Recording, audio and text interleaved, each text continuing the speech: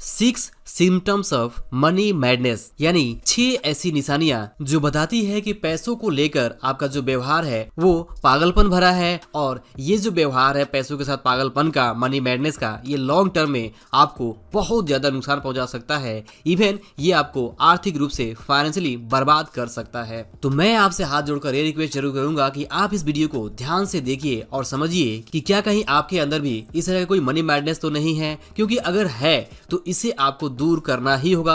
अगर आप इस तरह का मनी मैडनेस दूर नहीं करते हैं तो ये आपको, जैसा मैंने पहले कहा, कि सच में फाइनेंशियली बर्बाद कर सकती है। तो बेटर है कि आप इस वीडियो को देखिए और समझिए, ताकि आप फ्यूचर में इस तरह के मिस्टेक, इस तरह की हैबिट को आप दूर कर सके और फाइनेंशियली आप एक बेहतर पोजीशन में हो और मनी मैडनेस से ऊपर उठकर आप यहाँ पे फाइनेंशियल सक्सेस की तरफ आगे बढ़ सके। तो दोस्तों, बात करें सबसे पहले मनी मैडनेस के सिम्टम की, तो यहाँ पे जो पहला सिम्टम है, पहली जो हैबिट है मनी मैडनेस की, वो है hiding the matter of money with your family. यानी कि अगर आप पैसे से जुड़ी हुई छोटी मोटी या इंपॉर्टेंट या अनइम्पोर्टेंट जो भी बातें हैं, पैसे से जुड़ी कोई भी बात हो, अगर आप अपने फैमिली यानी अपने पेरेंट्स, अपने माता पिता या फिर अपने स्पाउस यानी हस्बैंड या अपने वाइफ या फिर अपने बच्चों से आपको अगर कोई भी फाइनेंशियल मैटर छुपाना पड़ रहा है, तो ऐसा मान के चलिए कि आप यहाँ पे मनी मैडनेस यानी कि पैसों के पागलपन के शिकार है। और इस तरह की चीजें यानी कि अपने फैमिली से पैसों का मैटर छुपाना आपके लिए लॉन्ग टर्म में बहुत महंगा साबित हो सकता है। इस गलती के कारण आप फाइनेंशियल ट्रैप्स या फिर डेट ट्रैप्स, कर्ज के जाल में तो फंस ही सकते हैं। इसके अलावा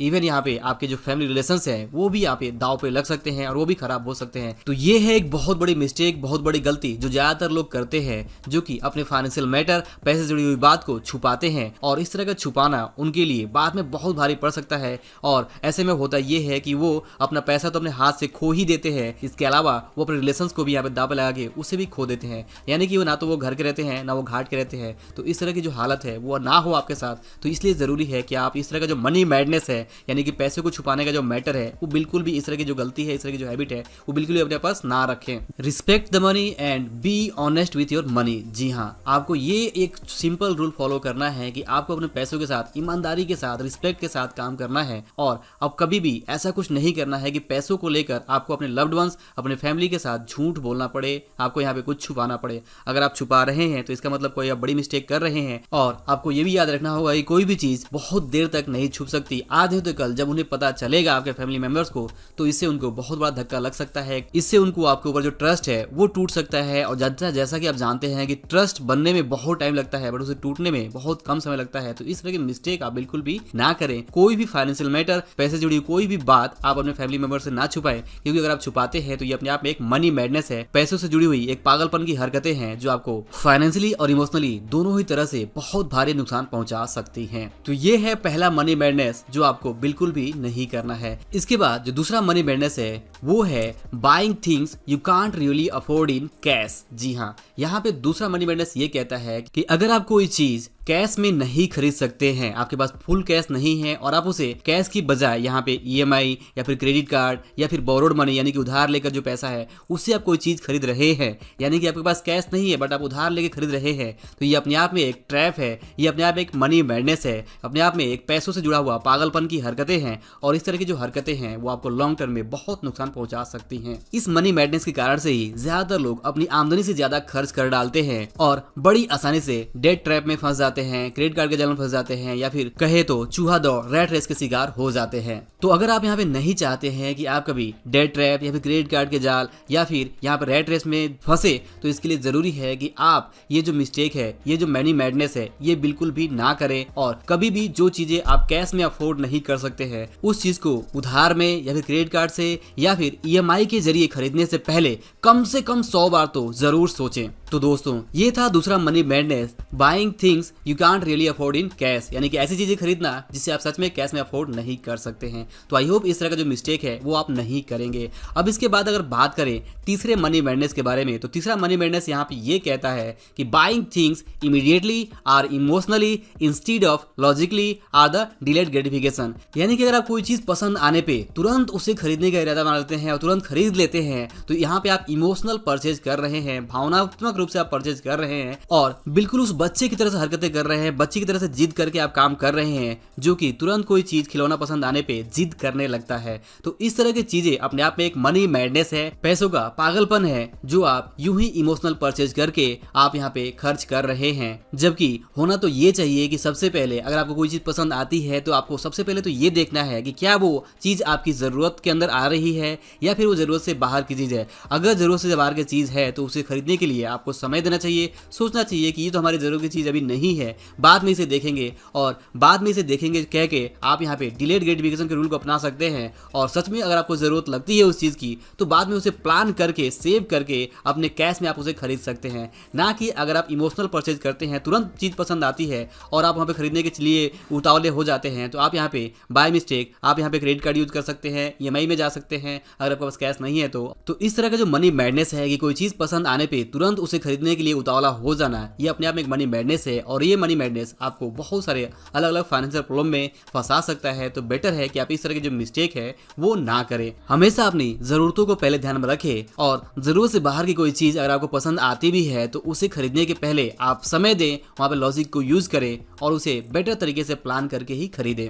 और दोस्तों, इसके बाद चौथा मनी मैडनेस है not feeling good for asking discount और आस्किंग फॉर रेज। जिसका मतलब है कि अगर आप कोई भी चीज खरीद रहे हैं तो वहां पे डिस्काउंट मांगने का आपका पूरा हक है, बार्गेनिंग यानी मोल भाव करने का आपका पूरा हक है, और आपको मोल भाव करने में कोई शर्म नहीं करनी चाहिए। मोल भाव करके सही कीमत पे चीजें खरीदना ये आपका पूरा हक है, तो आपको ये चीजें जरूर करनी चाहिए। लेकिन इसका मतलब ये भी नहीं है कि आप बेवजह बिना जरूरत के छोटी छोटी चीजों पे आप जरूरत से ज्यादा समय, जरूरत से ज्यादा जो लॉजिक है या फिर बार्गेनिंग है या फिर मोल भाव है वो करने लगे, जैसे कि अक्सर लोग सब्जी वालों के साथ या फिर छोटी छोटी चीजों पे करते हैं। तो आपको ध्यान रखना है कि अपनी समय की कीमत को भी पहचानना है और जरूरत से ज्यादा जो समय है वो वेस्ट नहीं करना है मोल भाव करने में। और आपको बस ये ध्यान रखना है कि आप सही कीमत पे कोई चीज खरीदे, और इसके लिए अगर आपको डिस्काउंट मांगना पड़ रहा है, बार्गेनिंग करनी पड़ रही है, मोल भाव करना पड़ रहा है, तो ये आपको जरूर करना चाहिए। आपको हमेशा ये सोचना चाहिए कि आप कोई चीज जो खरीद रहे हैं क्या आप उसे बेटर डील में, कम प्राइस में क्या कहीं और से खरीद सकते हैं। अगर खरीद सकते हैं तो आपको वहीं से खरीदना चाहिए, ना कि यूं ही आप जल्दबाजी में कोई चीज परचेज करने लगे।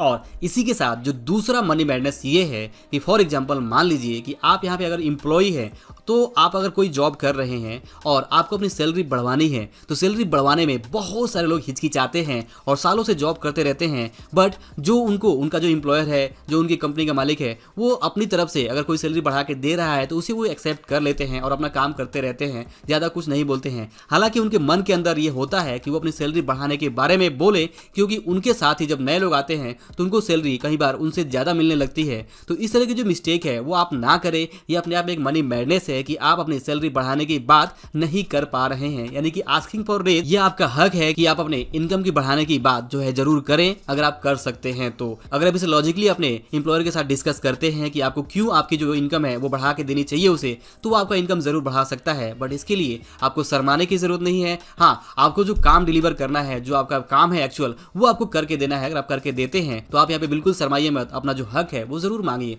और दोस्तों, इसके बाद जो पांचवा मनी मैडनेस है वो है spending money mindlessly, not having budget. जी हाँ, अगर आप बिना बजट के यूं ही अपने पैसे को खर्च करते हैं तो ये भी अपने आप में मनी मैडनेस है। आपको जरूर अपना एक बजट बनानी चाहिए और कोई ना कोई एक मनी मैनेजमेंट रूल फॉलो करते हुए, अपने मनी मैनेजमेंट को ध्यान में रखते हुए आपको यहाँ पे पैसे खर्च करने चाहिए, जो भी आप पैसे कमा रहे हैं। अगर आप इसे यूज करते हैं, मनी मैनेजमेंट को यूज करते हैं, बजट बना के आप काम करते हैं, तो इससे आप ना सिर्फ सही ढंग से आप खर्च कर पाएंगे, अपनी जरूरतों को पूरा कर पाएंगे, बल्कि आप अपने फ्यूचर को ध्यान में रखते हुए सेविंग और इन्वेस्टमेंट भी जरूर कर पाएंगे। तो ये है पांचवा मनी मिस्टेक या कहें मनी मैडनेस, जो आपको बिल्कुल भी नहीं करना है, कि आपको बिना बजट के, बिना मनी मैनेजमेंट के यूं ही अपने पैसे को माइंडलेसली खर्च नहीं करना है। और दोस्तों, इसके बाद जो छठवां मनी मैडनेस है वो है नॉट हैविंग इमरजेंसी फंड और हेल्थ इंश्योरेंस और टर्म इंश्योरेंस। जी हाँ, अगर आप यहाँ पे अपने लिए इमरजेंसी फंड बना के नहीं रख पा रहे हैं, या फिर अगर प्रॉपर हेल्थ इंश्योरेंस नहीं ले रहे हैं, या फिर अगर आप प्रॉपर अपने लिए टर्म इंश्योरेंस नहीं ले रहे हैं,